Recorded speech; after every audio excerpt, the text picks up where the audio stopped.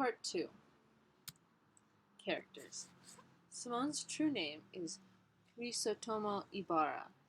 In Filibusterismo, he pretends to be a callous and elite jeweler to stir up trouble as an archetype pro-Spain Indo-man while planning to save Maria Clara, his love, and begin the Filipino Revolution, his revenge.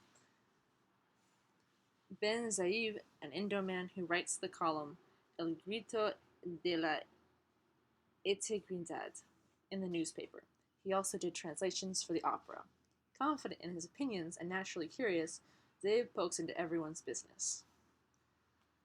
Cabezang Tales is an Indo farmer and father of 3, one of whom is Julie. Overwhelmed by random fees from the church, he plunges into debt and sues the friars for undue harassments. Because of the power the friars possess, the court judge ruled in their favor, and Tales is evicted from his property. Next, he is captured by the Tulisans, and their ransom plunges the family further into debt. After he is released, he hosts Simone and steals Simone's gun to join the Tulisans because he's still absolutely in debt and without a home, or without his land. Julie is the daughter of Cabezang, and in order to pay her father's ransom from getting kidnapped, she gets a job from sister Pen Chang to be a maid. While in servitude, she is forced to pray between chores because she is not religious, and she's being forced to be religious, which is thematic. And hearing her demise, Basilio works to gather the funds to free her while also courting her. Unfortunately, he is arrested, and Julie commits suicide because everyone in her life is either cruel, trapped, or ran away. Don Custodio is an Indo-man. He primarily works as the chairman of the Superior Commission of Primary Instruction, as well as an acting board member on many other government groups. As a proper rich man, he keeps to the word of law, but still wants to maintain a distance from the Indos because he views them as incompetent and dirty. His primary conflict in the novel is over the proposition to teach Spanish to more people, known as the Academy of Spanish, in which he must choose between the greater good and the good graces of the friars, which keep him his power and jobs and funds his projects. He chooses to put a religious group in charge of the Academy of Spanish as a compromise. Palita Gomez is a rich young niece of Donna Victorina.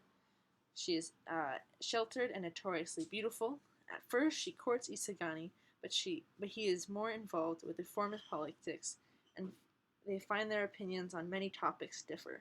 She marries Juanito Pelez and is nearly murdered at her feast. It should be noted that she is of mixed Indo and Spanish descent.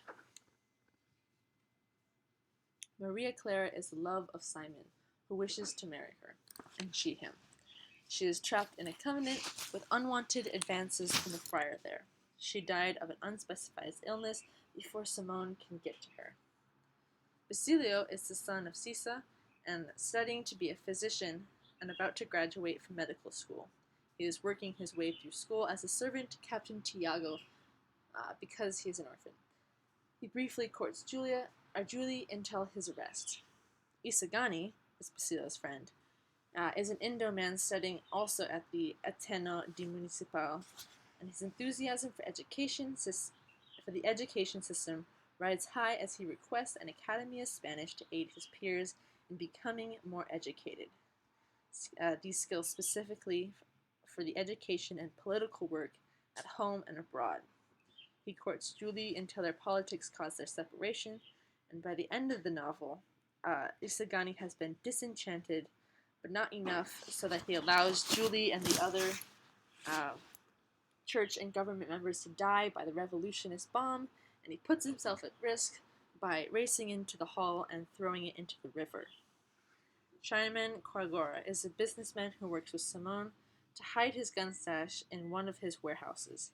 He is an outsider. His outsider identity puts him at odds with the community, but no conflict occurs because of his difference, but rather his shrewd business decisions. The image here is one of the university in the novel. the friars. Father Florentino is the only Indo-friar of the novel and the uncle to Isagani. And he is a retired priest. He is a well-respected man of God, which makes him the perfect ally to Simone, who comes to Father Florentino while fleeing from the police. As the only Indo-friar in the story, he represents a loving reflection of Christianity. Father Fernandez is the only friar to support the Academy of Spanish at first. However, he also argues that education is not a right and should only be given to those who work for it. He changes his mind on the Academy of Spanish when students come to debate him, and he feels challenged by their confidence and urging to have equal debate. Father Camorra is notorious for his lust, and through sexual assault and rape attempts, he has made a dark reputation for himself. He is against Indos learning Spanish because they would only learn how to argue, and that would be inconvenient. Julie is scared of him even when he is her only chance for freedom. Father Irene encourages greed at every opportunity, getting rich off his religious advising. As the executor for Captain Iago's will, he lies about the content to spite Basilio and pocket the money. Father Salvi is a serial rapist who abuses power on women unfortunate enough to be near him. He voted against the Academy of Spanish. It is seen here that all of the Spanish friars and the others not quite important enough to be included in this presentation all represent one or many of the 7 deadly sins, which is in direct comparison to Father Florentino. Themes. Justice. Simone saw the cruelty of the church in the previous novel and works tirelessly to destroy the system that allowed it to happen. Rizal hopes that others would follow Simone's desire for a fair society. Colonization. As the Philippines live under Spanish rule, the Spanish routinely exhibit their view that Indos are savages incapable of intelligence or creating art, despite all the evidence to the contrary. Violence. While Simone intends on starting a bloody revolution to destroy the Spanish, the only person he kills is himself. There are many interpretations of Rizal's intent in the novel, but I think it is a warning to the future Filipino revolutionists. Don't let emotions get in the way of doing what must be done. Freedom. While most characters are never placed in prison, their liberties are inhibited by the church's rules and bans. Characters like Cabezon and Basilio find that subverting this authority, they find a purpose that fulfills their priority better than following the rules. Illusion. Crisostomo Ibarra portrays the illusion that he is a wealthy jeweler, Simone. The church portrays this illusion that they care about the well-being and education of the Indo people they govern, but in reality, they don't. Rizal is urging the reader to look into the intentions of people's actions to find their true value. Ethics. Can war and violence be justified? Father Florentino's final famous speech preaches peace and following the will of God, but the entire El Filibusterismo novel is a collection of sins by the Spanish colonizers. The book is a tragedy for nearly every Indo character, and the wrongdoings are varied and severe. Cabezon's final fate as an outlaw, as well as Maria Clara's death. The church and government hurts everyone differently, and one may take this reasoning and argue that the violence promised on the Spanish, both in the posters and throughout the novel, is in fact self-defense. Is colonization, the forced occupation and enslavement of a local people, is actually the first act of war? The university treated the posters incident as an act of war or unprompted terrorism. Is it possible to consider the 16th century attack and invasion of the Philippines, slow as it may be, as the first act of war because their own violence to achieve control of the country was for the purpose of exploiting the natural and resources of the people? If this is the case, the occupation was the first attack of war, and the revolution is simply a reasonable counterattack. I don't see why I should bow my head when I can hold it high, or place it in the hands of my enemies when I can defeat them.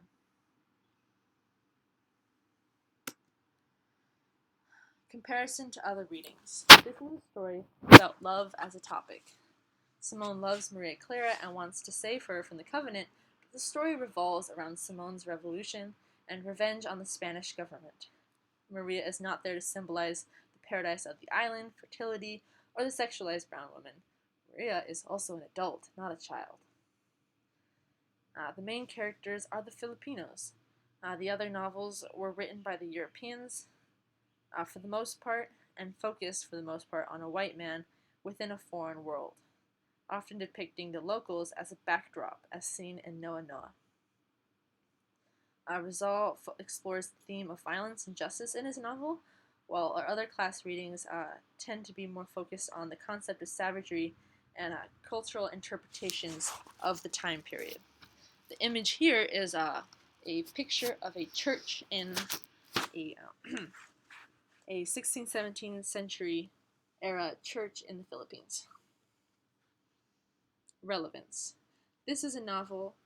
The novel is about the struggles of a colonized people from the perspective of an Indo-man turned revolutionist.